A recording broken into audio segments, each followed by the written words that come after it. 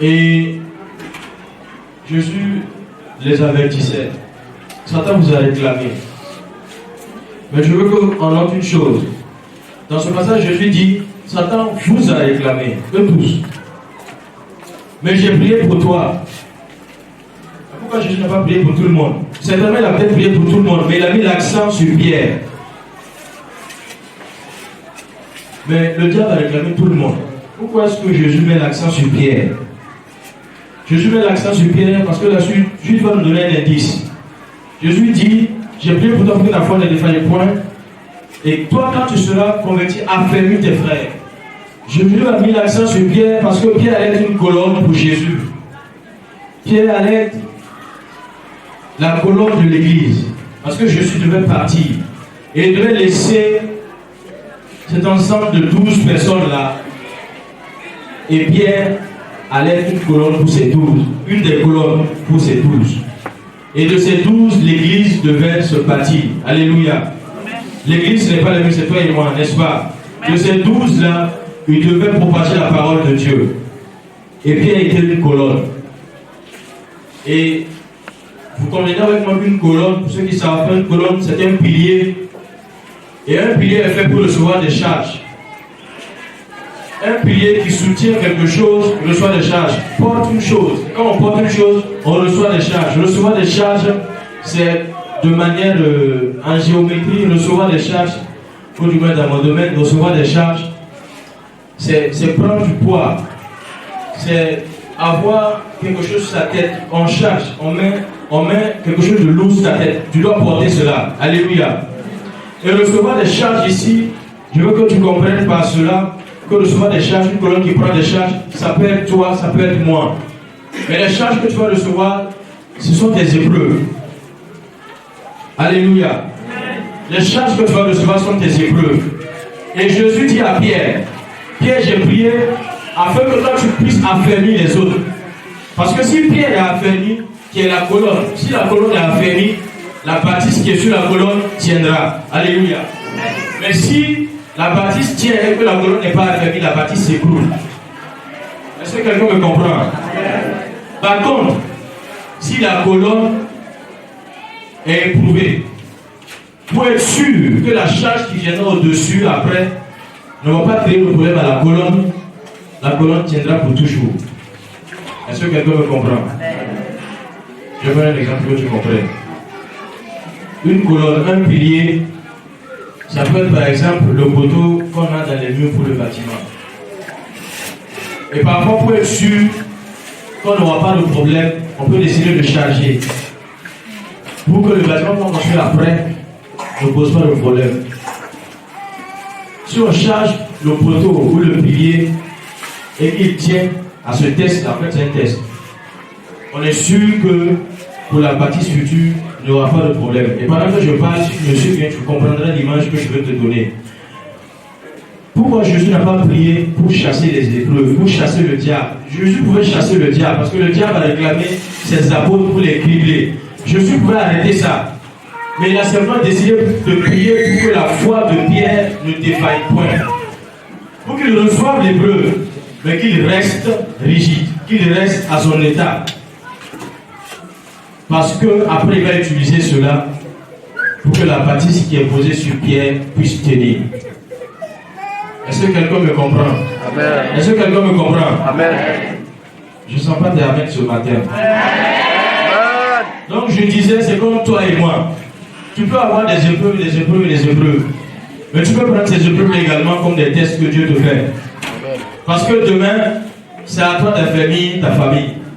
Amen. Parce que tu es le pilier ou la colonne de ta famille. Amen. Parce que tu es le pilier ou la colonne de l'église. Amen. Parce que tu es le pilier ou la colonne de là où Dieu veut te placer. Amen. Dans ton travail.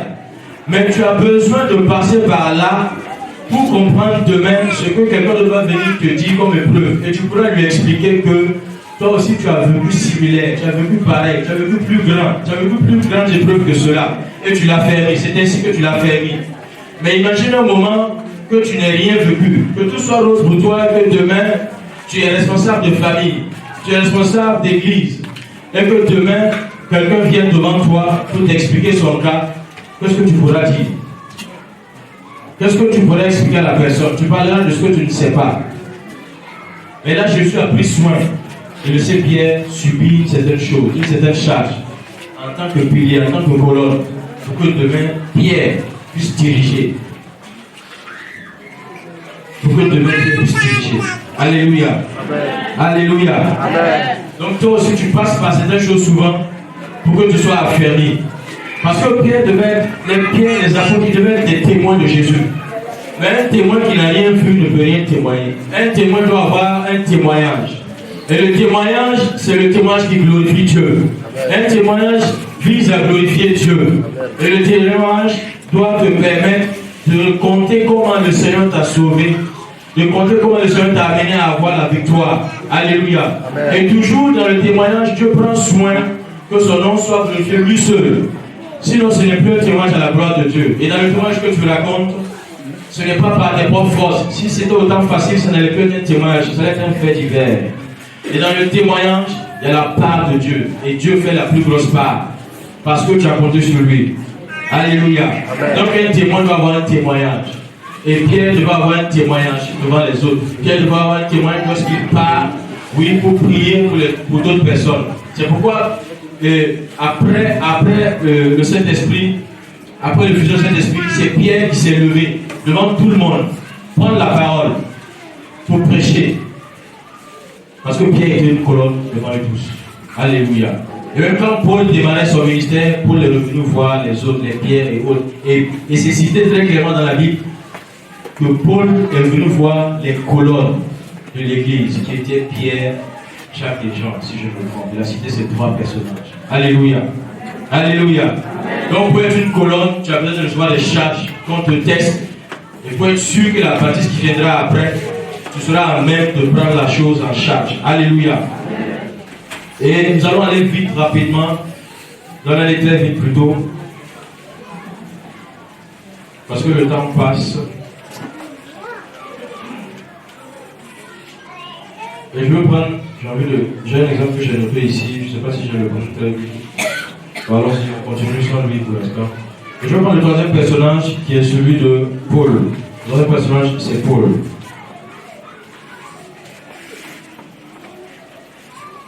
Je vais aller très rapidement vers la fin. Et je veux qu'on lise, on lira ensemble Philippiens 1, verset 12. Paul dit ceci dans cette épître. Je veux que vous sachiez, frères, que ce qui m'est arrivé a plutôt contribué au progrès de l'évangile. On s'arrête là. Voici quelqu'un qui est en prison. Et au lieu que ce soit les autres qui lui écrivent pour le fortifier, c'est lui qui écrit pour fortifier les autres. Au moment où Paul est en train d'écrire cette épître, Paul se trouve en prison, certainement à Rome. Et il se permet d'écrire, je me permets de dire qu'il se permet d'écrire aux frères de ne pas s'inquiéter, qu'ils sachent que ce qui lui arrive contribue au progrès de l'évangile. Comment est-ce que Paul se trouve en prison et il pense aux autres? Comment est-ce que Paul se trouve en prison au lieu de s'inquiéter, de s'appuyer sur son propre sort, de pleurer? On t'a emprisonné à cause de l'évangile. On l'a mis dans les liens à cause de l'évangile. Et au lieu de s'appuyer sur son propre sort, il écrit aux autres pour les fortifier. Et disant que ça contribue au progrès de l'évangile. Comment est-ce que Paul peut faire cela? C'est parce que Paul a l'assurance que Christ est avec lui là où il est. Alléluia. Parce que Paul sait qu'il marche dans la ligne que Dieu a tracée pour lui. Et il sait que dans cette prison, Dieu l'a appelé à annoncer la parole. Il va continuer à faire ce que Dieu l'a appelé à faire. Alléluia. Parce que quand Paul se convertissait, ou du moins quand Paul, j'aime mieux utiliser cette expression, rencontrait Jésus. Et il a rencontré Jésus sur le chemin de Damas. Après, Jésus a demandé à Ananias de prier pour lui. Et là, Jésus a dit à Ananias que Paul, vers qui il va l'envoyer prier, il a choisi Paul pour annoncer l'évangile aux païens, aux rois et aux enfants d'Israël. Alléluia. Mais un des rois que Paul va croiser pour annoncer l'évangile, ce sera grâce à la prison. Parfois, les épreuves que nous traversons sont dans un schéma de Dieu. Alléluia. Et je vais lire ceci. Le verset que nous venons de lire, c'était d'entrée de jeu pour cette épître. À la fin de l'épître, Paul nous dit une chose. Verset 21 du chapitre 4 du livre de Philippiens. Paul dit ceci. Saluez tous les saints en Jésus-Christ. Les frères qui sont avec moi vous saluent. Verset 22. Tous les saints vous saluent et principalement ceux de la maison de César. Paul était en prison et si on l'a amené là-bas, certainement il n'y en avait pas, il n'y avait pas de chrétiens. Et on était dans une époque où les disciples étaient toujours chargés d'annoncer l'évangile et de répandre la parole de Dieu. Alléluia. Maintenant, si à la fin de cette épître, Paul dit les saints vous saluent et principalement ceux de la maison de César, c'est que Paul étant en prison, il a continué à annoncer l'évangile. Paul étant dans les chaînes, a continué à annoncer l'évangile, a continué à faire ce pourquoi Dieu l'a appelé. Alléluia. Je suis sûr que si c'était toi et moi, si tu allais annoncer l'évangile et que nous avions pris quelque part, ne serait-ce que provisoirement, Paul l'a fait des années, Paul l'a fait des mois plus tôt, ne serait-ce que provisoirement, en prison, j'allais avoir chaud avec toi. J'allais me dire, reste pauvre, c'est toi qui nous as venus ici, qui nous a pris, hein. Ma famille qui est à la maison, mon mari, ma femme. On allait penser à toutes ces choses. Mais Paul n'était pas dans cela. Bien que Paul n'avait pas de femme, en tout cas dans la Bible, mais il avait quand même une communauté et il avait des frères qui se baladaient de lieu en lieu pour annoncer l'évangile. Il avait des raisons également de vouloir se plaindre, mais Paul n'a pas fait cela. Paul l'a laissé tomber pour lui, mais étant dans l'affliction, Paul a toujours cherché l'intérêt de Dieu. Alléluia. Et Paul était à même de dire, par ce passage-là, au verset 22, que étant en prison, étant enchaîné, il a continué à évangéliser. Il a continué à propager la parole de Dieu. Est-ce qu'on peut être comme Paul? Est-ce qu'on peut être comme Paul? La prison n'a pas été un frein. Par contre, la prison est une épreuve. La prison est une épreuve. Les privés de ses droits, les privés de ses libertés de mouvement, d'aller et revenir, les privés de beaucoup de choses. On le nourrit comme on veut. Mais Paul n'a pas regardé cela. Paul a continué à annoncer l'évangile. Paul n'a pas pleuré sur son sort. Et il dit que ce qui m'est arrivé a contribué au progrès de l'évangile. Au lieu que ça arrête l'évangile, ça continue au progrès de l'évangile. Il ne parle pas de lui-même. Il parle de l'évangile. Parce qu'il s'efface et il regarde Dieu.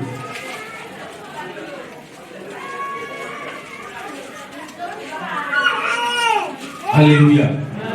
Parfois nous avons des difficultés à sortir également des épreuves parce que quand l'épreuve arrive, on se pleure sur nous-mêmes. On pleure sur nous-mêmes.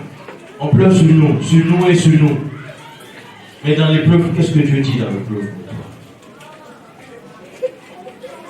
Parce que Dieu dit une chose, que nous devons triompher. Parce que ce qui est en nous est plus fort que ce qu'il y a dans le monde. Et nous devons triompher du monde. Alléluia. Ce qui triomphe du monde, c'est notre foi. Alléluia. C'est un passage que je suis en train de parapher plutôt. Nous devons triompher en tout lieu. Parce que je disais d'entrée de jeu que je suis à triompher du monde. Et nous partons dans des épreuves avec la victoire étant assurée. Alléluia. Alléluia. Et je vais terminer par ce petit témoignage que j'ai vu, quelqu'un me l'a raconté. C'est un témoignage qui m'a raconté. C'est pas ce dont je vais parler, c'est pas des chrétiens engagés, mais c'est des personnes qui vont à l'église par tempérament. Mais son témoignage est édifiant. Pourquoi? Écoutez-moi, écoutez la suite. Et le monsieur qui me raconte ce témoignage dit qu'il travaillait dans un projet avec un partenaire. Quand j'ai un partenaire, je vais parler d'un homologue qui soudainement, il l'a plus vu. La personne a disparu et donc ce sur quoi il travaillait s'était arrêté. Et il a cherché à avoir des nouvelles de la personne. Il a compris que les informations qu'il avait en tout cas lui ont montré que la personne avait quelqu'un de sa famille qui était durement éprouvé et il traversait vraiment des périodes difficiles. Et après cela, pour apporter un peu de joie dans la famille, c'est une personne qui vivait en Europe. Il a fait un voyage avec toute la famille vers Casablanca. Et arrivé là-bas, ils étaient à la plage. Et le jour où ils sont allés à la plage, il y a eu une fusillade. Et ils ont été touchés. Donc il était dans une difficulté, dans une épreuve familiale. Et au sortir de là, il veut redonner la joie, il faut souffler un peu avec sa famille. Il part à la plage et là encore une fusillade. Dieu merci, il n'a pas perdu quelqu'un, mais il a été blessé, je crois, lui-même. Et le monsieur qui me raconte l'histoire a appris tout cela, tout ce qui est arrivé à son homologue. Et quelques semaines plus tard, il voit son téléphone qui sonne. C'est le monsieur éprouvé qui l'appelle. Ils se sont rencontrés pour reprendre là où le travail était arrêté. Et à sa grande surprise, lui s'attendait à trouver quelqu'un qui était peiné, qu'il allait le confronter lui-même. À sa grande surprise, le monsieur qu'il a rencontré, c'était un monsieur plein de joie, plein de vie, et qui carburait comme d'habitude au boulot. Et lui, il est tellement choqué. Il a demandé au monsieur, mais tiens, tu n'as pas eu ça? Ça ne s'est pas passé comme ça chez toi dans ta maison, et ainsi de suite. Le monsieur lui dit oui. Mais il dit une chose. Lui, il a une foi inébranlable. Alléluia. Et c'est cette foi qui est le moteur de sa vie. Et c'est cette foi qui lui permet d'être comme ça. Et à partir de là, le monsieur qui parlait, il me dit qu'il est parti, il est rentré à la maison, il a dit à sa femme, il est temps qu'il le considère, eux, comment est-ce qu'ils marchent avec leur Dieu. Amen. Il est temps qu'il le considère cela. Et le monsieur, ce monsieur a édifié celui dont je parle. Au contraire, lui qui partait pour le confronter quelqu'un, c'est lui qui a été édifié. C'est lui sa foi qui a bougé. Alléluia.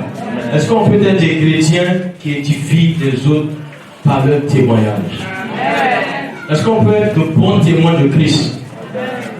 Est-ce qu'on peut être de bons témoins de Christ? Tout comme à l'image de ces personnages que nous avons vus aujourd'hui, de Paul et de Pierre. Paul en prison témoignait toujours de Christ. Alléluia. Alléluia. Alléluia. Si tu as décidé d'être un témoin puissant en parole et en œuvre, un témoin fidèle de Christ, tu peux acclamer le Seigneur.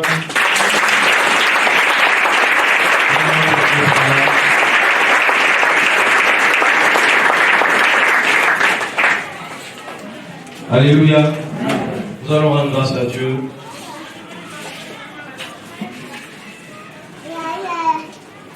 Nous allons ensemble rendre grâce à Dieu pour la parole que tu as donnée ce matin. Je veux voir rendre grâce à Dieu.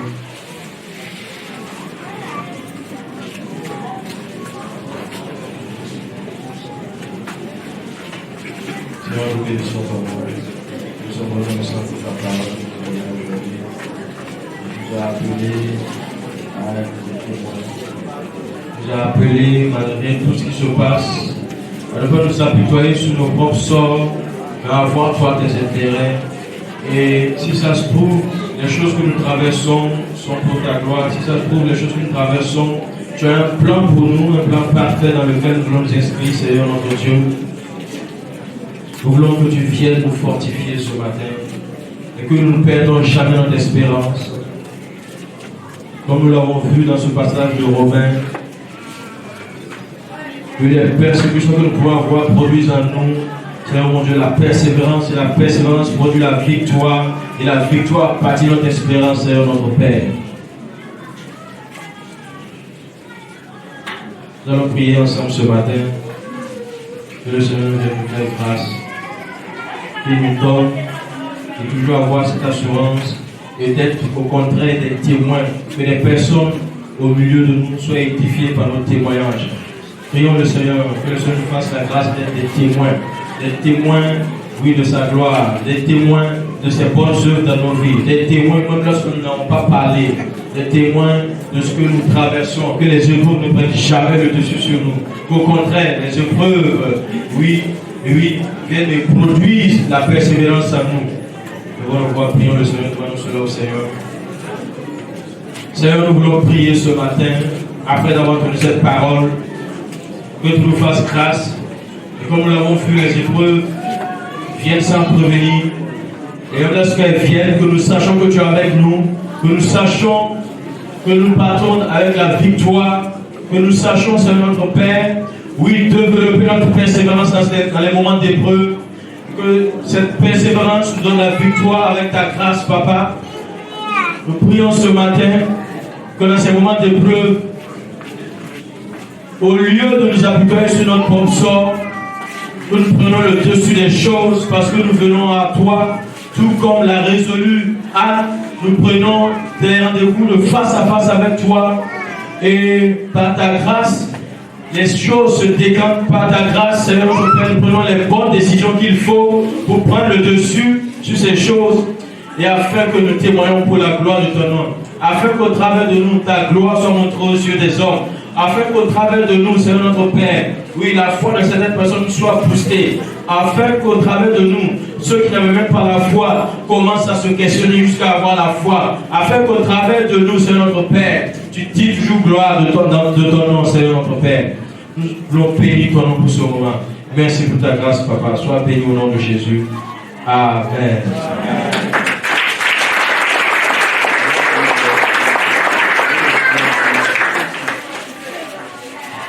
Alléluia.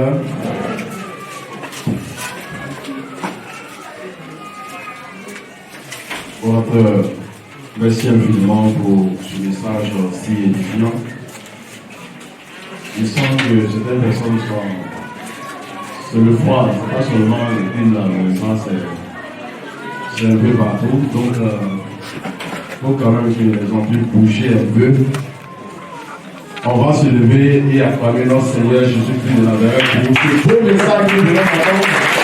J'espère que le cœur est bien réjoui ce matin. Merci Seigneur, merci Jésus.